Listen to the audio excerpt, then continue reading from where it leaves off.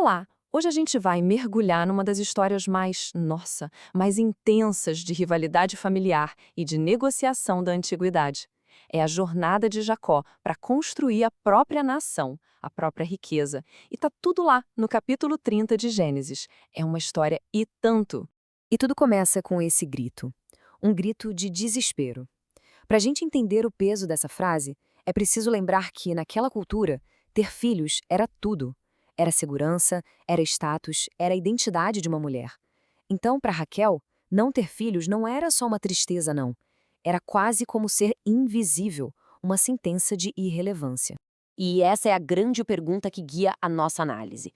Como é que um drama familiar tão cheio de dor e de ciúme acabou se tornando a semente de algo gigantesco? Pois bem, vamos aos detalhes. No centro dessa história, a gente tem duas irmãs, Raquel e Lia. As duas casadas com o mesmo homem, Jacó. O problema? O afeto dele pendia, e muito, para um dos lados. E isso criou o cenário perfeito para uma competição bem amarga. E aqui está a ironia que joga lenha na fogueira. A Lia, que se sentia a menos amada, tinha a única coisa que realmente dava poder e valor para uma mulher na época: filhos. E não era só um, não. Eram 4. Enquanto isso, a Raquel, a esposa amada, não tinha nenhum. Essa inversão de papéis foi o que acendeu o pavio de uma rivalidade que ia definir o futuro da família inteira. E essa competição, olha, escalou muito rápido. Virou o que a gente poderia chamar de uma guerra de barrigas de aluguel. Desesperadas para ganhar vantagem, as irmãs usam um dos poucos recursos que tinham, as próprias servas, como uma espécie de representante nessa batalha pela descendência. O interessante aqui é que a tática de uma espelha da outra. A Raquel dá o primeiro passo, oferecendo a serva dela, Bila. Em resposta, a Lia, quando percebe que não está mais tendo filhos, não pensa 2 vezes. Faz a mesma coisa com a serva dela, a Zilpa. A disputa era total. E os filhos? Bem, os filhos eram a arma. E essa tabela mostra bem o placar dessa competição. Olha só os nomes que elas dão para as crianças, são praticamente manchetes do estado emocional delas. A Raquel se sente julgada e em grande luta. Já a Lia se sente afortunada, feliz. Cada nascimento não era só uma alegria. Era um ponto marcado nessa disputa acirrada.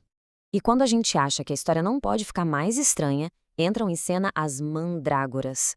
O filho da Lia encontra essas plantas que, na antiguidade, o pessoal acreditava que era tipo um poderoso amuleto para fertilidade.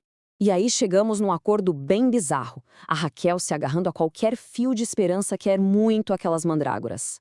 A Lia, que não era boba nem nada, vê uma oportunidade e negocia. As plantas em troca de uma noite com o marido que as duas dividiam. Basicamente, a Lia aluga o Jacó por uma noite. E o resultado? Mais 2 filhos para ela, Issacar e Zebulão. Então, depois de tanta manipulação, tanta dor, tantos acordos estranhos, a narrativa tem uma virada. O texto diz que Deus se lembrou de Raquel. É a primeira vez que uma intervenção divina é mencionada de forma direta nesse conflito todo. E o resultado é José, um filho que vai mudar o destino de todo mundo. Com o nascimento do José, o foco da história muda completamente. A rivalidade entre as irmãs fica em segundo plano e dá lugar ao desejo de Jacó por independência. Para isso, ele precisa se livrar do sogro, Labão, que era um verdadeiro mestre da manipulação. O nascimento do primeiro filho com Raquel parece que foi o gatilho, sabe? Jacó sente que finalmente a família dele está completa. Para ele, chegou a hora de parar de construir a riqueza de Labão e começar a construir a sua própria. Jacó faz uma proposta que à primeira vista parece até ingênua. Ele só quer os animais de cores diferentes. O Labão, claro, farejando um ótimo negócio, aceita na hora.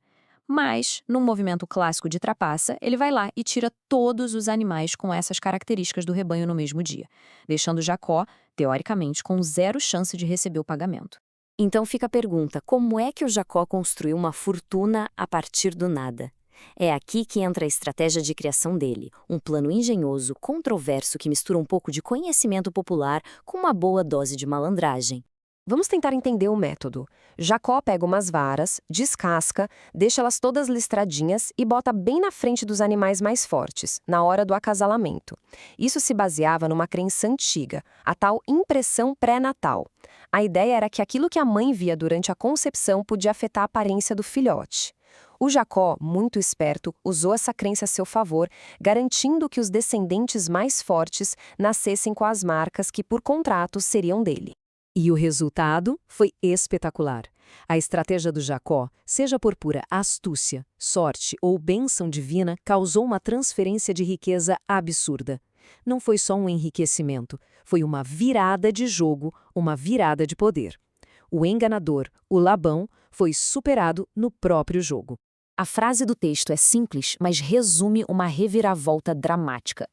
Jacó não só sobreviveu à armadilha do Labão, como transformou aquilo num motor de prosperidade incrível. E aqui a gente vê a medida do sucesso dele. Isso não é só uma lista de bens, não. É a fundação de uma nova tribo. Rebanhos eram capital. Servos eram mão de obra.